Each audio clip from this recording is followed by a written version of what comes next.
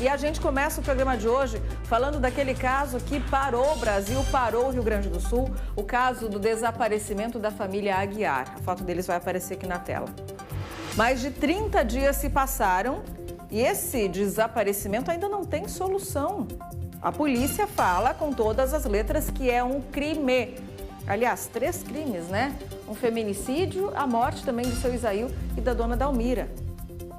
30 dias depois, algumas pistas novas continuam aparecendo. E uma peça-chave de todo esse mistério é, na verdade, aquele carro vermelho que entra e sai da casa da Silvana no dia 24 de janeiro, data em que ela foi vista pela última vez. Pois bem, eu vou chamar o Jonathan Bittencourt, aqui na tela do Cidade, porque ele conversou com uma testemunha que teria visto, né, Jonathan, um carro da mesma cor, do mesmo modelo daquele carro vermelho que entrou na casa da Silvana. Ele viu esse carro dias depois em uma cena um tanto quanto suspeita.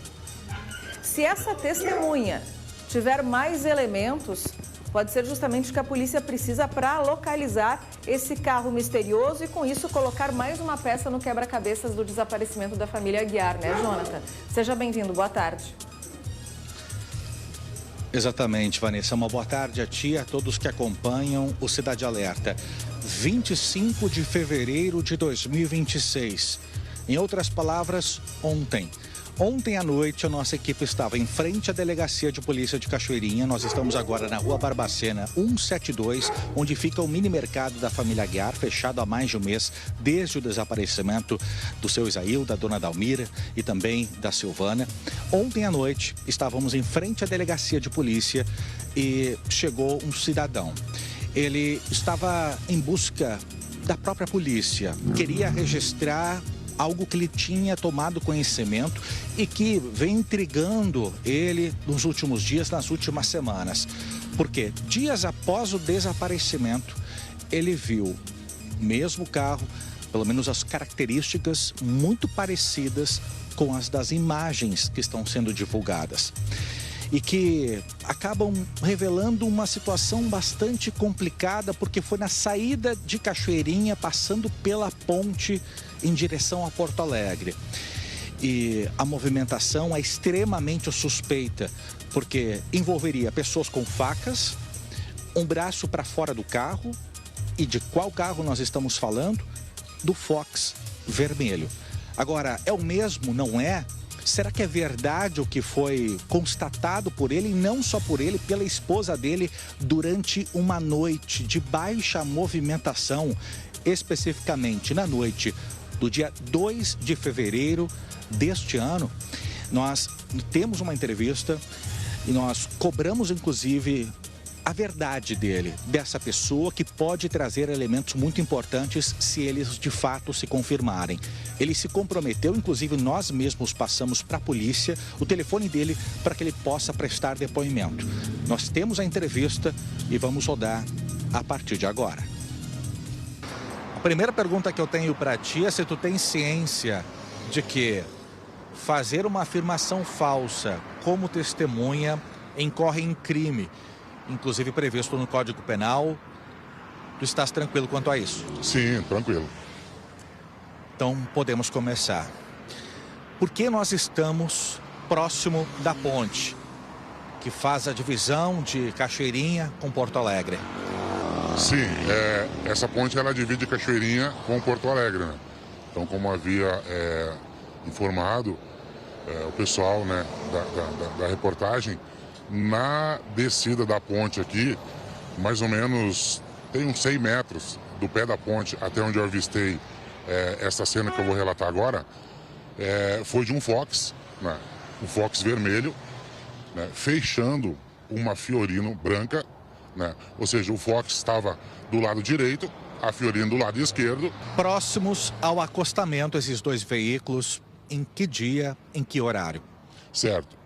Neste dia, era dia 2 de fevereiro, por volta de 23 horas e 20, 23 horas e 15. Como é que tu sabe esse horário? Por que tu te lembra disso? Então, neste dia, nesta noite, melhor falando, eu tive uma consulta no Cristo. Né? Então, muito tranquilo de provar esta ida a Porto Alegre, porque eu cheguei ali por volta de 20 para meia-noite. do dia 2 de fevereiro. Ao atravessar a ponte, tu te depara com uma cena que chama a atenção. Esses dois veículos, um Fox vermelho, uma Fiorino branca, e isso próximo ao acostamento, do lado direito. Na verdade, a Fiorino estava do lado esquerdo, o Fox estava do lado direito, mas ambos em cima da faixa, né? Neste momento que eu presenciei esses dois carros, eu imaginei que eles estavam parados, reduzi bastante a velocidade, porque eu desci a ponte acredito que uns 60 por hora ali, né, quando acessei aqui a avenida principal aqui em direção a Porto Alegre. Neste momento eu percebi que esses veículos estavam virando roda, ou seja, a 10 por hora. Só que deu a percepção que eles estavam parados. Ao me aproximar, eu reduzi bastante a velocidade, fiquei numa distância de uns 20 metros deles. E aí onde eu presenciei duas pessoas, né, de estatura magra. Onde elas estavam?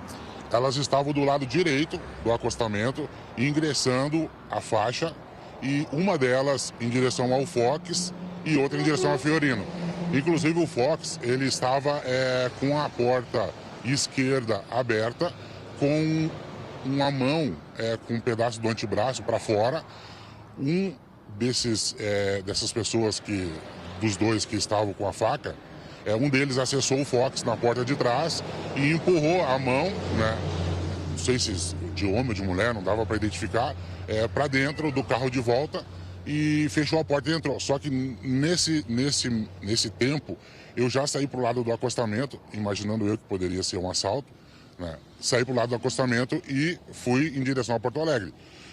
Observei bastante, né, a questão do que estava acontecendo pelo retrovisor, porque até então não sei se era um assalto ou o que estava acontecendo naquele local ali, naquela cena. Saí em direção a Porto Alegre, peguei na bifurcação entre a entrada da Freeway e a entrada da Assis Brasil. Fui em direção a Assis Brasil, passei por baixo da 290, reduzi a velocidade do carro, observei no retrovisor para ver se esses veículos vinham em direção a Assis Brasil. Não foi o que aconteceu, porque a gente foi numa velocidade reduzida na Assis Brasil ali, passando a van.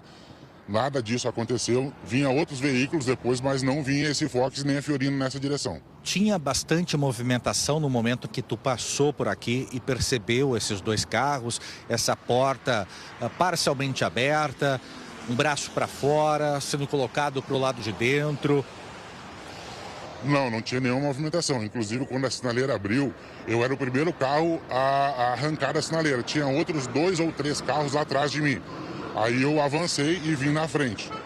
Quando eu acessei a ponte e me deparei com esses carros, só tinha esses 2 carros ali naquela cena ali. Como é que tu te lembra tanto desses detalhes do dia 2, ou mais especificamente da noite do dia 2 de fevereiro?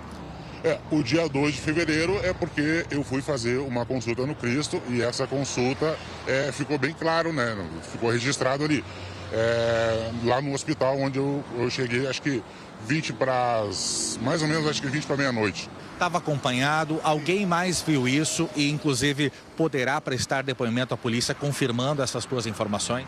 Sim, minha esposa estava junto e meu filho de 10 anos estava junto no carro também. Como vocês reagiram a isso? Porque nós tínhamos já a informação do desaparecimento da Silvana, mas ainda não se tinha informações dos carros envolvidos, né? Sim. Foi no mesmo dia, no dia 2 de fevereiro, que o Cidade Alerta colocou no ar as primeiras imagens da movimentação na noite do desaparecimento da Silvana. Mas nós temos aqui então uma informação que chama a atenção, porque me parece muito fácil de entender que no primeiro dia que as imagens elas são divulgadas, poucas horas depois ainda existiria a possibilidade do carro vermelho, Fox, estar circulando aqui pelas proximidades. Já no dia seguinte, com as imagens viralizando na internet, nas redes sociais, em outros veículos de comunicação, ele nunca mais ser visto. Então, o que chamou mais a atenção de vocês nesse momento e como vocês acabaram se sentindo ao presenciarem essa cena? Chegaram a relacionar no momento com o caso da Silvana ou é algo que não passou pela cabeça na hora? Não, no momento não, porque quando a gente se deparou com essa cena, até a minha mulher falou, cuida que eu acho que deve ser assalto. E eu fiquei observando, né, e eu fiquei meio apreensivo, eu não sei se é assalto, se não é. Na dúvida eu saí para o acostamento e saí fora daquela situação. O fato de eu lembrar bem dos carros e das pessoas é porque o local ali tem iluminação. Inclusive foi bem embaixo de uma iluminação que tem próximo ali à casinha do fiscal, né? Tu lembra das características das duas pessoas que estavam com facas? Qual o tamanho das facas? As pessoas, elas acredito que tinham ali por volta de 30, entre 35 e 40 anos. A estatura era uma estatura não tão obesa e também não tão magra, mas acredito que por volta de 70 quilos ali. E me diz o seguinte com relação a esse episódio, o tamanho das facas. Acredito que uns 30 centímetros, entre 20 e 30 centímetros. Ou seja, a gente está falando do quê? O tamanho de uma régua ali escolar. Acredito com uma faca de churrasco, alguma coisa assim, né? Foi o que deu para perceber. Sim, inclusive, só que eu percebi que uma das facas que chamou mais atenção, ela era mais, tinha mais ponta. Não era a faca, essa mais larga, sabe? É uma faca mais pontuda, né? Deu para ver tudo isso durante essa breve passagem por aqui? Sim, bem tranquilo, porque eu reduzi a velocidade. Acredito que eu fiquei ali eu acho que uns 10 segundos, assim, atento àquela situação, porque eu achei que eles poderiam vir em direção ao meu carro. Por isso que tu ficou focado no que acontecia? Exatamente, exatamente. Eu achei que eles poderiam vir abordar o meu carro, porque eu estava de frente com eles ali naquele momento. Como eles não vieram em direção ao carro e acessaram os dois carros que estavam na frente que eu desviei, foi nesse momento que acabei, né, não observando mais, só pelo retrovisor, né? Eu quero compartilhar com a nossa audiência o teu interesse em justamente prestar depoimento. Nós fomos abordados por ti, inclusive, na saída de uma das nossas entradas ao vivo, em frente à 2ª Delegacia de Polícia. E o que chama a atenção é que tu tem tentado já ao longo dos últimos dias, mas o problema é a tua questão de horários com relação ao serviço. Sem trazer muitos detalhes especificamente sobre a área em que tu trabalha, tem essa questão, né? Tu não conseguiu ainda, mas tu tem interesse, inclusive por conta disso, nós entregamos o teu número para a autoridade policial. Tranquilo, eu fico à disposição, né, para esse depoimento aqui, né? Então, eu acredito que, como eu havia comentado, talvez não tenha nada a ver com o caso, mas daqui a um pouco tenha tudo a ver, né? Se puxarem, né, como eu falei, as câmeras que têm de acesso ali à saída de Cachoeirinha, nesta data, próximo a este horário que eu informei, certamente vão localizar o meu carro, né, atravessando a ponte, acessando Porto Alegre, e se puxar, acredito que uns 2 ou 3 minutos antes vão identificar esse veículo que é o Fox vermelho. E a Fiorino branco. Isso aí. Além dessa questão, tem algo mais que tu possa compartilhar com relação ao desaparecimento da Silvana? A gente ficou bastante preocupado, né? Porque inicialmente teve as informações ali pelas redes sociais, o pessoal mais próximo, os amigos, os vizinhos.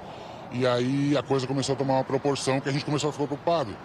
A tua empresa já prestou serviços para ela, sem especificar que tipo de serviço. Tu já esteve, inclusive, na casa da Silvana.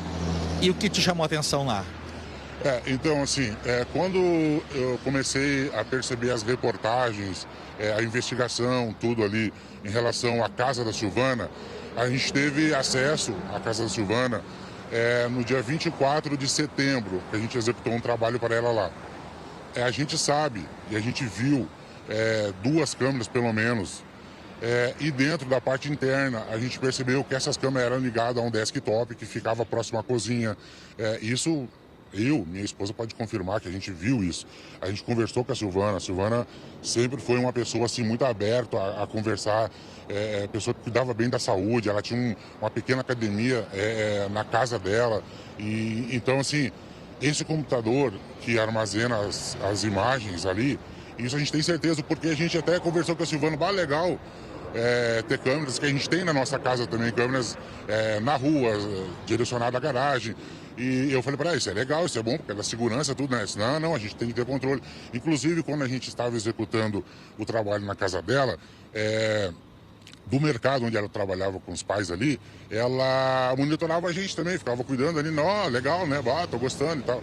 Então, por isso que eu achei estranho quando não acharam imagens. Certamente tem essas imagens aí, onde está? E aí a pergunta que a gente também se fez, por que não apareceu esse desktop, né? Porque não era um notebook, era um desktop, era um computador antigo. mas a gente não sabe se não foi feito um upgrade para poder receber essas imagens, né?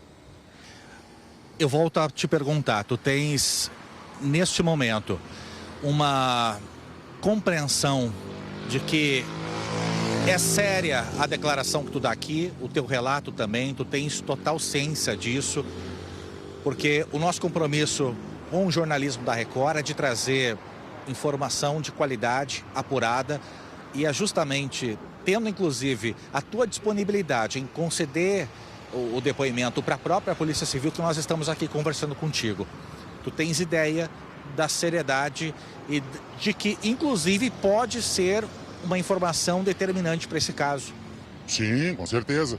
E como eu falei, eu tô à disposição, né, a dar esse depoimento, porque para contribuir com a investigação, se vai contribuir esse meu depoimento, eu acho muito bom, porque a gente sempre conheceu a Silvana, acredito que por volta de uns 18 a 20 anos.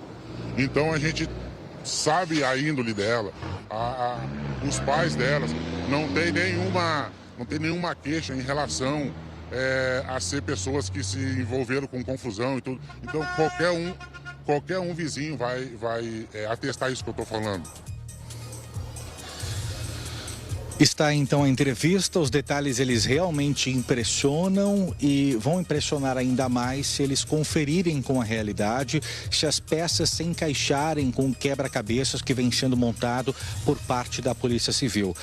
Um carro com as características do Fox vermelho, junto de uma Fiorino, pessoas com facas, duas mais especificamente, se direcionando, cada uma entrando em um dos carros, na Fiorino e também no Fox, um carro... O Fox, mais especificamente, com a porta pouco aberta, um braço para fora, colocado para o lado de dentro, baixa movimentação de veículos durante a noite do dia 2 de fevereiro. Para que as pessoas possam compreender a cronologia, 24 e 25 de janeiro desapareceram Silvana, no dia 24 à noite, em que existe essa grande movimentação do Fox vermelho, duas vezes entra e sai da residência da Silvana, sendo que pela segunda vez ele manobra nos fundos da residência e sai de frente, e no dia 25 temos o desaparecimento do seu Isaíl e da dona Dalmira. Esse registro, essa cena que o motorista nos relata, teria sido presenciada por ele na noite do dia 2 de fevereiro. E aí eu questiono, será que não existe a possibilidade do Fox vermelho ter circulado pela região durante aquele período, justamente porque não existiam imagens dele ainda, de que ele estava envolvido diretamente no episódio, no desaparecimento, porque na noite do desaparecimento da Silvana tem aquelas imagens, só que as imagens só foram divulgadas no dia 2, especificamente horas antes dessa cena ser registrada pelo motorista. Então nós temos esse trabalho que é realizado por parte da Polícia Civil, que é técnica, é especializada para juntar todos os elementos. O que a Polícia Civil disse hoje, o próprio delegado da Polícia Civil, delegado regional Anderson Speer, disse que acredita que após a veiculação das imagens do Fox vermelho, ele tenha sido descartado. Então existe essa grande possibilidade com relação a isso. Já vou antecipar aqui que estão circulando nas redes sociais, e aí é o nosso serviço compromisso público com a informação. Acabei de trocar uma ideia aqui com o delegado Anderson Speer sobre o que está circulando. De que foi reconstruído o trajeto do suspeito, parada de 42 minutos numa área de mata em Sapucaia, mais especificamente. Menciona também limpeza química pesada na residência da família, na própria casa da Silvana. O próprio delegado me respondeu: tudo absolutamente inventado. No momento em que um caso de grande repercussão acaba se espalhando pelo Rio Grande do Sul, pelo Brasil, tem muita gente oportunista também publicando para simplesmente aquele verdadeiro caça-cliques acontecer. Isso acaba rendendo dinheiro também, e aí existe o nosso compromisso de trazer informação checada, bem apurada e levada ao nosso público com toda a responsabilidade, Vanessa. É isso que a gente fala quando a gente fala do jornalismo, até quando nos convidam para fazer palestras, trocar ideia aí, ou com estudantes, né, Jonathan, ou com profissionais de outras áreas. Um dos desafios é a tecnologia. Ao mesmo tempo que ela ajuda o trabalho jornalístico, ela também dificulta aí muito o trabalho do bom jornalismo. Hoje em dia, o clickbait, que se chama, são essas manchetes sensacionalistas, né? Que, claro, com cada clique você está trazendo alguém para a sua plataforma. Com cada clique você está mostrando ali, naquelas plataformas de rede social, né, de sites, está mostrando seus anunciantes. Então, com cada clique daquele, você aumenta o tráfego e aumenta, de uma certa forma, a monetização. Não quer dizer que necessariamente aquela informação que está ali dentro é a informação mais correta, é a informação mais apurada. Temos uma discussão aí que leva anos, né, Jonathan, da obrigatoriedade do diploma. Tem gente que diz que precisa, tem gente que diz que não precisa. Eu não vou entrar nesse mérito, eu só vou dizer o seguinte. Na faculdade, a gente tem uma carreira de ética. A gente tem uma carreira, né, uma cadeira que explica justamente isso. Que explica por que a gente tem que tratar os assuntos com seriedade, que explica por que a gente tem que ir atrás das fontes que são confiáveis. Mesmo que as fontes confiáveis e oficiais, né, Jonathan, muitas vezes não abram pra gente tudo aquilo que a gente sabe porque não podem, etc e tal. Então, assim, uma grande dica para você de casa, até para compartilhar no grupo da família, porque muitas vezes, né, os mais antigos, que hoje em dia estão com acesso à internet, a grupos, né, recebem ali e falam, eu vi na internet, tá verdade, é verdade. E recebem muitas e muitas fake news. Fake news que não são nem de portais, são muitas vezes escritas até mesmo em grupos de WhatsApp. Então, assim, gente, se você quer confiar, né, na informação, procure o trabalho de um jornalista sério, um veículo sério, né, para que você tenha certeza daquilo que você está, né, acompanhando, daquela informação que você está tendo.